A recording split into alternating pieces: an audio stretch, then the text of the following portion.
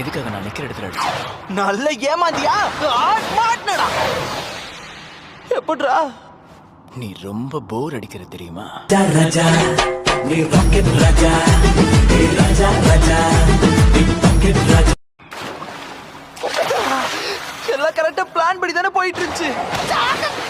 உனக்கு இருக்குடி. எதிர்மறை உணர்ச்சிகள் தான் மூலதனம்.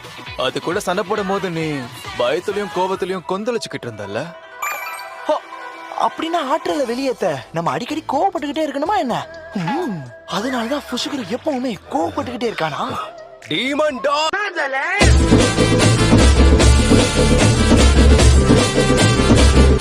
நான் என்னோட சபிக்கப்பட்ட ஆற்றலை பயன்படுத்தினேன்.